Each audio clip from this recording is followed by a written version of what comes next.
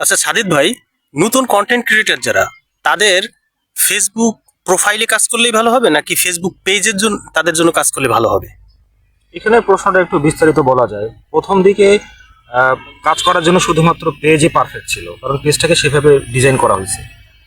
Profile তখন খুব একটা উপযুক্ত ছিল না, কিন্তু পরবর্তীতে প্রফেশনাল মোড আসার পর প্রোফাইল এবং পেজ দুটোই কাজের জন্য উপযুক্ত। কিন্তু আমি স্টিল মনে করি পেজের ক্ষেত্রে কিছু ফ্যাসিলিটি আছে।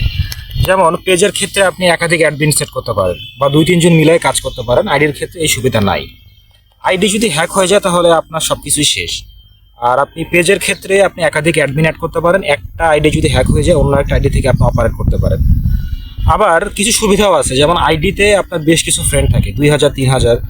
প্রফেশনালে নিয়ে যাওয়ার পর সেগুলো ফলোয়ার হয়ে যায়, তো সেক্ষেত্রে আপনার সম্ভাবনা থাকে বেশ ভালো একটা এঙ্গেজমেন্ট পাওয়ার, কারণ সেখানে আপনার বন্ধু বান্ধব আছে। প্রমোশনের কোনো ব্যাপার স্যাপার থাকে না, অটোমেটিক প্রমোট হয়ে যায়, কারণ আপনি সেখানে আগে থেকে আইডিটা চালান।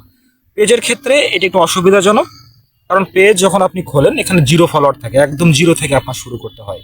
সেক্ষেত্রে আপনার পেজটা রিচ করা, মানুষের কাছে পৌঁছানো, সেটা বেশ কঠিন হয় এবং একটা সময় সাপেক্ষ ব্যাপার।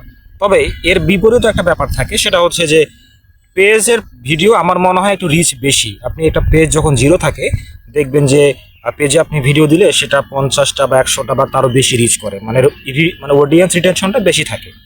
কিন্তু আইডির ক্ষেত্রে অনেক ফলোয়ার বা ফ্রেন্ডস থাকার পরেও আপনি দেখবেন মোটামুটি একটা হচ্ছে আপনার ভিউজ থাকার পর সেটা থেমে যায়। তার মানে হচ্ছে আপনার বন্ধু বান্ধবরা বা আপনার ফলোয়াররা যদি আপনার ভিডিও না দেখে, সেখানে যতই ফলোয়ার থাক না কেন, ওই আইডি থেকে আপনার কাজ করলে সেটা খুব বেশি ভাইরাল হওয়ার সম্ভাবনা কম থাকে।